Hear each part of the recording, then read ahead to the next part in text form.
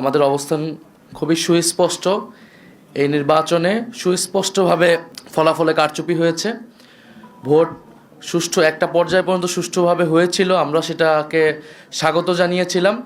কিন্তু ফলাফল যখন ঘোষণা করার সময় হয়েছে, ওই সময়টাতে স্পেসিফিক অনেকগুলো আসনকে টার্গেট করে, আপনারা দেখেছেন বাংলাদেশ খেলাফত মজলিসের আমির আল্লামা মামুনুল হক ঢাকা 13, সেই আসন, ঢাকা 8 আসন, বাংলাদেশ জামাত ইসলামের সেক্রেটারি জেনারেলের আসন, এরকম স্পেসিফিক কয়েকটা আসনকে টার্গেট করে সেটার ফলাফল পরিবর্তন করে দেওয়া হয়েছে।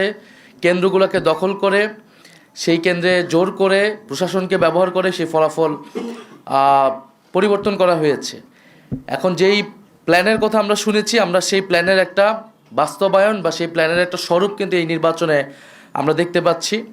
এবং এই ধরনের ফলাফল কারচুপি করে যারা পুরনো আমলে আওয়ামী লীগ যেইভাবে নির্বাচন করেছে, সেই ধরনের প্রচেষ্টা আমরা যাদের ভিতর দেখতে পাচ্ছি, তারা কিভাবে রাষ্ট্র পরিচালনা করবে, কীরকম দেশ পরিচালনা করবে, সেটা নিয়ে জনগণের মধ্যে প্রশ্ন এসেছে। এবং নির্বাচনের পরদিনই যারা তাদের প্রতিদ্বন্দ্বীদের উপরে হামলা, সারা দেশে নির্বিচারে বাড়িঘরে হামলা, আগুন লাগানো, হুমকি এবং এলাকা ছাড়া করতেছে, তাদের কাছে এই দেশের জনগণ, এই দেশের মানুষ কিভাবে নিরাপদ থাকবে সেটা নিয়ে প্রশ্ন এসেছে। এবং সেটার জন্য আমরা 11 দল কিন্তু ঐক্যবদ্ধ হয়েছি।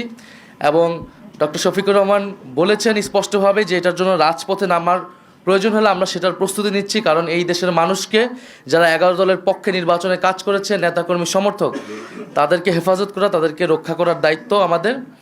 আরেকটি কথা আমি বলতে চাই, আমরা জনগণকে অভিবাদন জানাই যে জনগণ এত প্রতিকূলতার মধ্যেও 11 দলের পক্ষে ভোট দিয়েছেন, 11 দলের পক্ষে বিজয়ী হয়েছেন। অনেকেই অনেক কারচুপি করে তাদের বিজয় আটকানো যায়নি।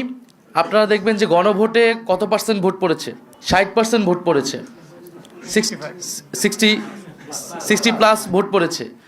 এই নির্বাচনে কিন্তু সুস্পষ্ট দুইটা পক্ষ ছিল, একটা সংস্কারের পক্ষ, পরিবর্তনের পক্ষ, যারা সংস্কার চায়, গণতন্ত্র চায়, চাঁদাবাজি বন্ধ করতে চায়, দুর্নীতি লুটপাটের বন্ধ করতে চায়, বিচার এবং সংস্কার চায়, আধিপত্য তো বিরোধিতা চায়। আরেকটি পক্ষ যারা পুরনো বন্দোবস্ত, পুরনো রাজনীতিকে প্রতিনিধিত্ব করেছে, যারা 72-এর সংবিধানকে চেয়েছে, যারা পুরনো যত ধরনের রাজনীতি আছে, যারা ঋণ খেলাপিদেরকে প্রশ্রয় দিয়েছে, যারা লুটপাট দুর্নীতি, সেই একই রাজনীতি করতে চায়। ফলে জনগণ ব্যাপকভাবে যেই 60%-এর বেশি, 60+ সংস্কারের পক্ষে তারা ভোট দিয়েছে, সেই একই জনগণ কিন্তু 11 দলের পক্ষেও ভোট দিয়েছে। কিন্তু শেষ মুহূর্তে এই 10%-এর মতো ভোট কিন্তু কারচুপি করা হয়েছে, ফলাফলে কারচুপি করা হয়েছে। নাহলে এই পুরা ভোটটাই 11 দলের পক্ষেই আসতো। শেষ মুহূর্তে 11 দলের অনেক গুরুত্বপূর্ণ নেতাকে এবং প্রার্থীকে হারিয়ে দিয়ে ক্ষমতা নিয়ে নেওয়ার চেষ্টা করেছে।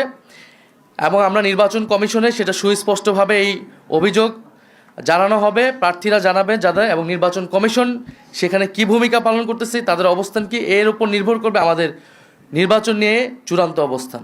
ধন্যবাদ সবাইকে।